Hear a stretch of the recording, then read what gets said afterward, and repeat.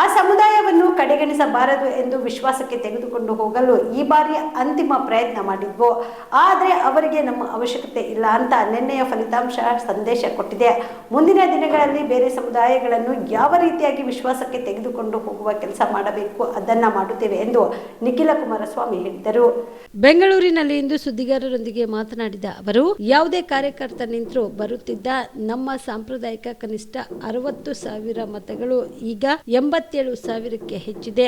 ಪಕ್ಷದ ಅಭಿಮಾನಿಗಳಾಗಿರುವ ಜನರು ನಮ್ಮ ಕೈ ಬಿಟ್ಟಿಲ್ಲ. ಒಂದು ಸಮುದಾಯದ ಪರವಾಗಿ ದೇವೇಗೌಡರು ಹಿಂದೆ ನಿರ್ಣಯ ತೆಗೆದುಕೊಂಡಿದ್ರು. ಮೀಸಲಾತಿ ವಿಚಾರದ ಬಗ್ಗೆಯೂ ತೀರ್ಮಾನ ಮಾಡಿದ್ರು. ಆ ಚುನಾವಣೆಯಲ್ಲಿಯೂ ಆ ಸಮುದಾಯವನ್ನ ವಿಶ್ವಾಸಕ್ಕೆ ತೆಗೆದುಕೊಂಡು ಹೋಗಲು ಪ್ರಯತ್ನ ಮಾಡಿದ್ವಿ. ಆದ್ರೆ ನಮ್ಮ ಅವಶ್ಯಕತೆ ಅವರಿಗೆ ಇಲ್ಲ ಅಂತ ಆ ಸಮುದಾಯ ನಿನ್ನೆ ಸ್ಪಷ್ಟ ಸಂದೇಶ ಕೊಟ್ಟಿದೆ. ಮುಂದಿನ ದಿನಗಳಲ್ಲಿ ಬೇರೆ ಸಮುದಾಯಗಳನ್ನು ಯಾವ ರೀತಿಯಾಗಿ ವಿಶ್ವಾಸಕ್ಕೆ ತೆಗೆದುಕೊಂಡು ಹೋಗುವ ಕೆಲಸ ಮಾಡಬೇಕು ಎಂಬುದನ್ನು ತಿಳಿಯುತ್ತೇವೆ ಎಂದರು.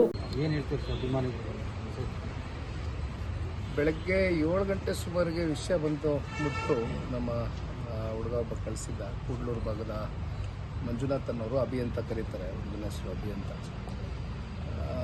ದಯಮಾಡಿ ಚುನಾವಣೆಗಳ ಏರುಪೇರು ಇರುತ್ತೆ, ಆದರೆ ಪಕ್ಷದ ಕಾರ್ಯಕರ್ತರುಗಳಿಗೆ ಮಾಧ್ಯಮದ ಮೂಲಕ ಮನವಿ ಮಾಡ್ತೇನೆ. ಯಾವ ಕಾರಣಕ್ಕೂ ಕೂಡ ಇಂಥ ಒಂದು ಸನ್ನಿವೇಶಕ್ಕೆ ನಿಮ್ಮ ಕುಟುಂಬವನ್ನು ಎದುರಿಸ್ತಕ್ಕಂಥ ಒಂದು ಸಂದಿಗ್ಧ ಪರಿಸ್ಥಿತಿಯಲ್ಲಿ ಯಾರನ್ನೂ ಕೂಡ ದೂಡಬೇಡಿ. ದಯಮಾಡಿ ನಿಮ್ಮ ಈ ಒಂದು ಪ್ರೀತಿ ವಿಶ್ವಾಸಕ್ಕೆ ನಾವೆಲ್ಲರೂ ಋಣಿಯಾಗಿರ್ತೇವೆ. ಆದರೆ ಚುನಾವಣೆಗಳಲ್ಲಿ ಗೆಲುವು ಸೋಲು ಅಂತಕ್ಕಂಥದ್ದು ಸಹಜ. ಅದಕ್ಕೆ ಯಾರೂ ಕೂಡ ಧೃತಿಗೆಟ್ಟು ಈ ರೀತಿಯಾದಂಥ ಕೃತ್ಯಗಳಿಗೆ ನಿಮ್ಮನ್ನು ನೀವು ಒಳಪಡಿಸ್ಕೊಳ್ಬೇಡಿ ಅಂತಕ್ಕಂಥದ್ದು ಮನವಿ ಮಾಡ್ತಿದ್ದೇವೆ.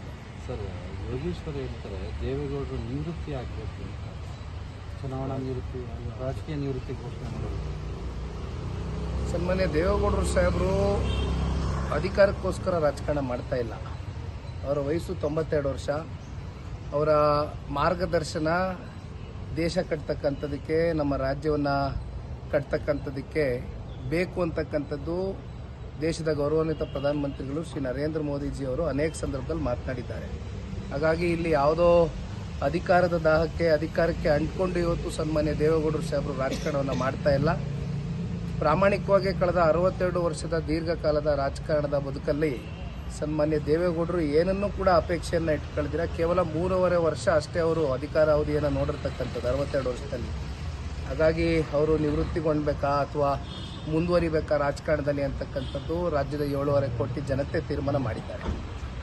ಎಲ್ಲಿ ಫೇಲ್ಯೂರ್ ಆಯಿತು ಸರ್? ಎಲ್ಲಿ ಅಲ್ಪಸಂಖ್ಯಾತರು ವೋಟ್ ಬಿಡಲಿಲ್ವಾ? ಏನಾಯಿತು ಸರ್? ಬಟ್ ನಿಮ್ಮ JDS ವೋಟ್ ಬಿತ್ತ ವೋಟ್ ಖಂಡಿತವಾಗ್ಲೂ ನಮ್ಮದಾದಂಥ ಸಾಂಪ್ರದಾಯಿಕ ಮತಗಳು ನಮ್ಮದೇನು ಹಿಂದಿನಿಂದನೂ ನಾನು ಮಾತನಾಡ್ಕೊಂಡು ಬರ್ತಾ ಇದ್ದೆ.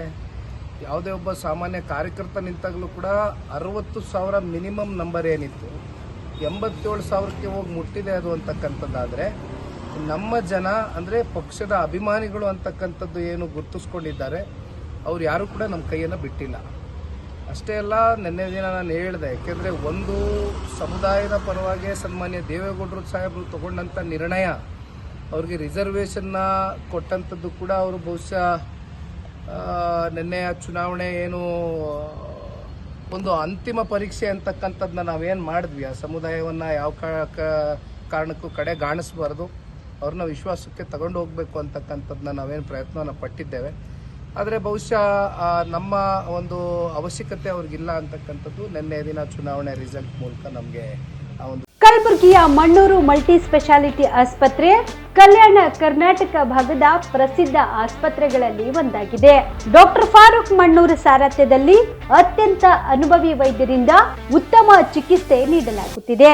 ಮಣ್ಣೂರು ಮಲ್ಟಿ ಸ್ಪೆಷಾಲಿಟಿ ಆಸ್ಪತ್ರೆಯಲ್ಲಿ ಸಿಗುವ ಚಿಕಿತ್ಸೆಗಳು: general surgery, laparoscopy surgery, neuro surgery, orthopaedic surgery, plastic surgery, gastro surgery, aqua surgery, gynaecology surgery, general medicine, paediatric, neuro surgery, cardiology, haematology, endocrinology, ENT ಮತ್ತು ophthal, general physician, gynaecology, paediatric, family medicine, urology, nephrology, radiology, dialysis, advance ICU ಮತ್ತು advance OT setup, ಅತ್ಯಾಧುನಿಕ ಸೌಲಭ್ಯವುಳ್ಳ ಕ್ಯಾಸುಲಿಟಿ, ದಿನದ 24 ಗಂಟೆ emergency trauma centre.